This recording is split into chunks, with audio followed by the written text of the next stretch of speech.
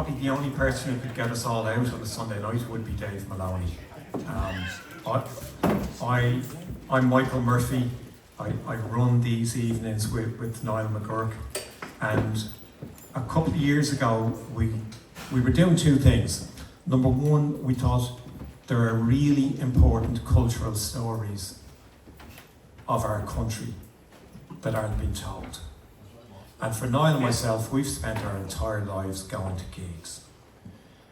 And the gigs that we were fortunate to be able to go and see were enabled by, and we feel this very strongly, a generation of revolutionaries.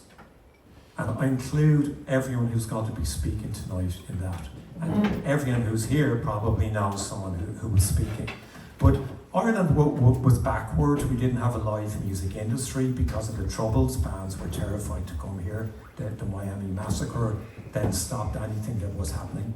And then a guy called Paul Charles got together with people like Ian Wilson, Elvira Butler, ENTS officers from around the country, and said, we're going to bring new bands to this country. It's not right, we shouldn't be cut off. And new bands came and they played, and bands like the Stranglers, who to me are a really big band, said, no, we're not going there because we'll get killed. They're Irish, they're savages, they'll skin us. I'm thinking, you're the Stranglers, you're meant to be tough. But they were afraid to come over. So they said to Paul Charles, we'll only come if you hold our hand, if you come with us. So he did. He went on every gig to make sure they were safe, and they realised this is fantastic. And then it spiralled into what is now one of the most successful live music industries in any country in the world. But it's thanks to the revolutionaries, including Dave, who decided that they put on leather jackets with badges that they probably stole from the Dandelion Market, or maybe they paid for them if Freddie McKenna was looking in their direction. So Niall and myself are just documenting these stories. We go around the country and we talk to people about what they did, what inspired them, and the role that they played. So we do that. We normally do them on a Monday night, and when it's difficult talking, to be honest, about Dave, because to me he's a living part of our culture. He's an important part of our culture. So it's upsetting for everyone that he's not with us anymore.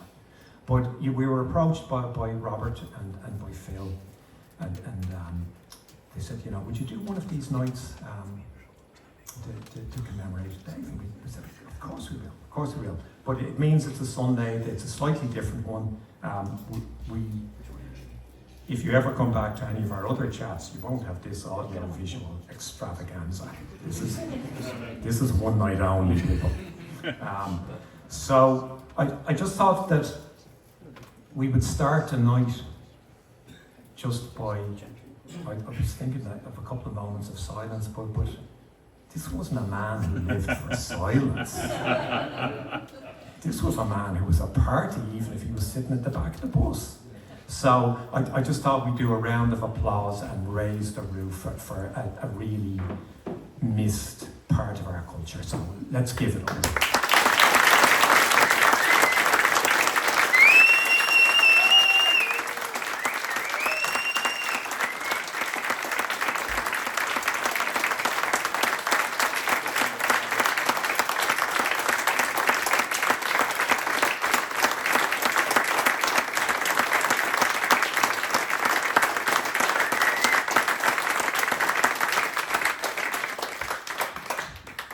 And there were two things that Dave liked, from my experience with him. One is he loved talking, and number two was he loved people talking about him.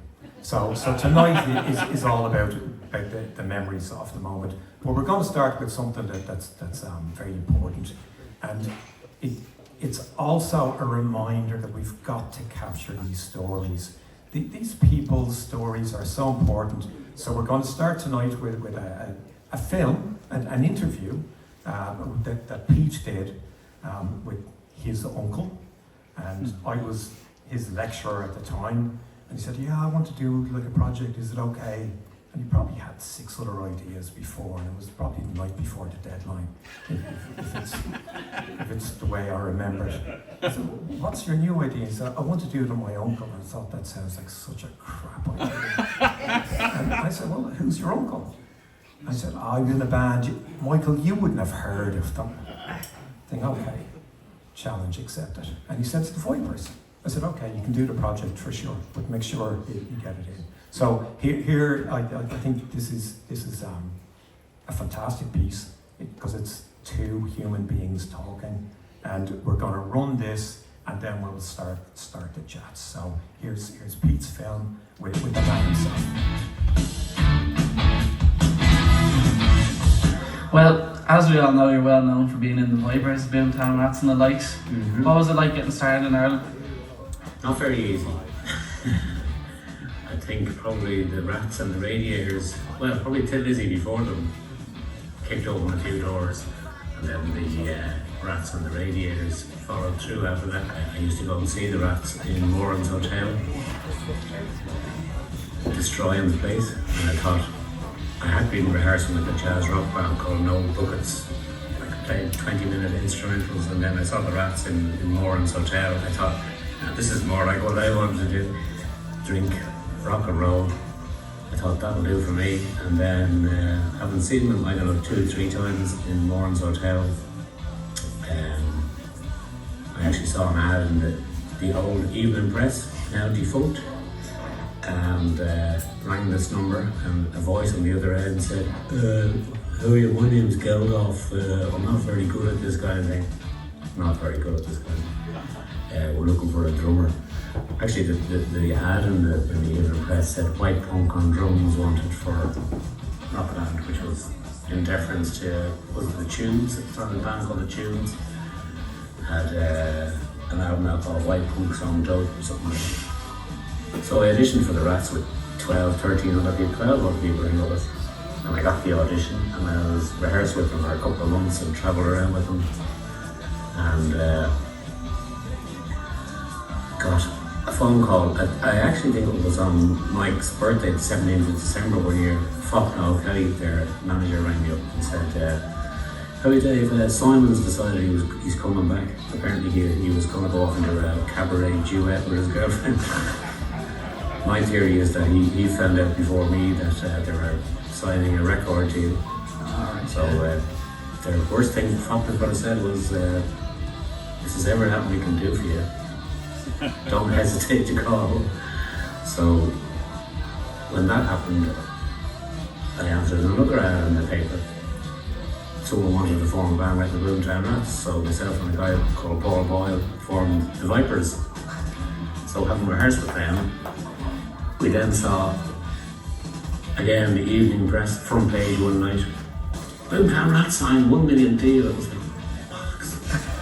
And so I rang them, I had all their numbers, so I rang them up and said their first British tour was coming up, so I rang them up and said, hi lads, okay, let's go. And I said, yeah, new band together, the Vipers, yeah. Guess who's supporting you on your British tour? And they said, oh, go on.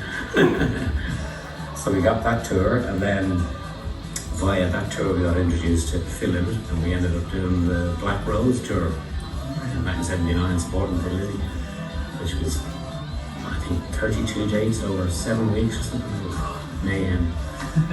Actually, we were told by, and I think it was actually late Phil Chevron, God bless him, they had done a support tour with Lizzie, and we were told, you're about to meet the biggest bollocks you're ever going to meet in your life, which was Phil Emmett. And we turned up late for the first night, as luck would have it, in Portsmouth. And their road manager was standing in the car park looking at his watch. Too late, we've a local band on, and Phil Emmett appeared at the ubiquitous large, I think it was Bacardi and Coke.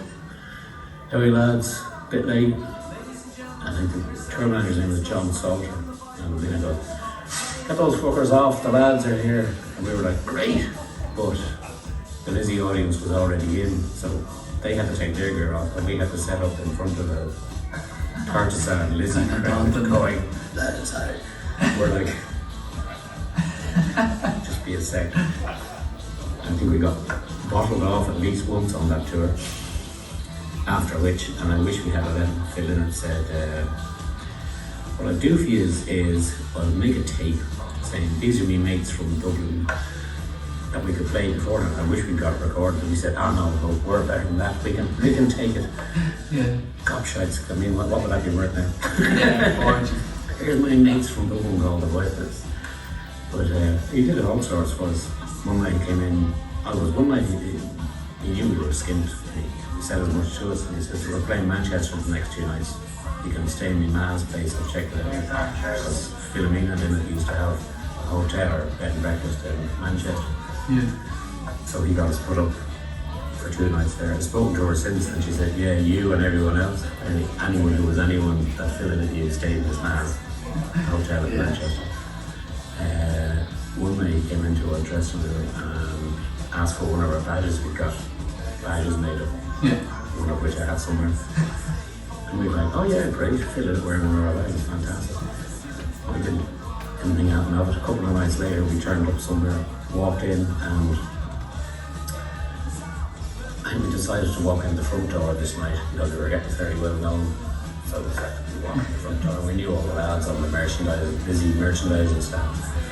How you lads, you know, grand, good to see you, blah blah. And all of a sudden up on the wall it was like 40 Vipers t-shirts. And we're like, did you? No, it wasn't me. You know, our manager at the time did. No, roadie, like no one knew what the fuck was going on. So we went up the dressing room and Lynn walks in. Hey look, your new t-shirts, lads. And we're like, this is the biggest bollocks we're ever going to make in our lives. He says, yeah, if you sell any of them, you can keep the profits. I know you're a bit stuck for cash. It's like, sound of man. I got you. I got you. I got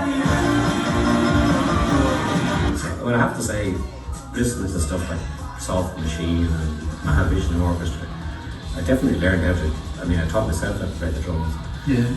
And listening to that stuff, you really had to know how to get around a drum kit, you know. But I'm more into 3 or 4 minute rock songs or pop songs or whatever, you know. Beginning, middle, end, rather than just, as I call it, musical masturbation. You know, I'm brilliant. Yeah, we know you're brilliant. You don't keep proving it to us 2 seconds of every song. And so the shed at the bottom of my mother's garden was empty, so after what I told you about when I answered the ad, this guy Paul Boyle wanted to form a band. He formed the Vipers, and I thought, great. Well, we've ready-made rehearsal room. So we immediately moved in there to the annoyance of most of our neighbours. So you said you taught yourself the drums? Yeah. How did you do that? I used to. I bought first drum kit, evening press again. I know lots of evening. I bought a second-hand drum kit for 25 punts, which was a conglomeration of an Ajax and a Pearl kit and a couple of cracked cymbals. And what I did was, probably why I failed at leaving there, it was actually the first day of my last year at school. And every day for a solid year, what I did was I'd put all my favourite albums on and put a pair of headphones on so I could hear the music, and drums were so loud you could hear them over the background, so I just played along to all my favourite music and learned what it is. Oh, there's an interesting roll, but you'd have to, in those days you couldn't rewind, it was just lift a needle and put it back to there. Listen to that again, figure out how he did that. That's class. So I learned. Like I can't, even to this day, I can't read music or speak drums, like, you know. You should put a paradiddle in there. Oh, well, put a fucking steak guinea pie in there if you want, I don't know what the fuck. It's like, I'm of the old school, like you go and I'll play at Brigade. If I hear one once or twice, I could usually master it. The place, John Murray, who's dead now, he's dead a long time, he used to run the Dublin Drum Centre on Camden Street. I used to go in there and buy my sticks and whatever. So I said, oh, I should get some lessons from you. And he says, why? Do you enjoy playing? I said, I love playing. He says, well, why do you want lessons? Because I told him what this is called or that's called. Or he says, well, why do you want lessons? He said, if you come in here and get lessons from me, you're going to sound like me. Why would you want to sound like me if you're happy playing the way you're playing? Yeah. So I never got lessons. And I can't give lessons because I can't speak drum either. Like, what's that called? I have no idea. Hit it harder, yeah. So you're saying these are skins, so there wasn't much money in the industry then when you were playing around now? It was just for enjoyment? I mean, I think we used to get like 10 punts for a gig between 4 or 5 of us, you know? Yeah. You'd have to get there. I mean, picked up after that. Actually made more money with mad band like the Cajun Kings in the 90s. Yeah. I'd be doing 6-7 gigs a week for like corporate dues and all this stuff. I mean, complete shite. I mean, everyone was no position if I could do it myself. But they were all very, like Paul Cleary from the Plains and Colin McCaughey, Sean Garvey, but everyone had been in. Were you getting fairly well known in Ireland? Like, what was that like? Because people still to this day know who you are. Like, I say, oh yeah, I'm gonna go Dave Moloney. They're like, Yeah. Although I used to, like, late 70s, the girl I was with, walking down Grafton Street, and every second person said hello, and she actually said to me, "Do you know fucking everyone in Dublin?" I said, "No, you'd be in the papers every other day, you know, for wrecking someplace or other." So we did get fairly well known. Sometimes for all the wrong reasons, but we did play music as well, occasionally. Sounds like a fun time to be involved in anyways. Oh, absolutely. My 21st birthday, I did a gig lunchtime gig in Belfield at UCD. Got arseholes drunk, did a sound check in Wilson town, got drunk again, went back to the gig, can't remember a thing about it, but I just presume it went well. Probably destroyed there as well. So that's kind of the way it went. Sounds good. Oh, there's a million stories. I'm sure there is a million that can't go on camera as well. Exactly. It's gone well over the 5 minutes. Where did they check? I think that's loads. Okay. Thank you for doing that. Thank you very much.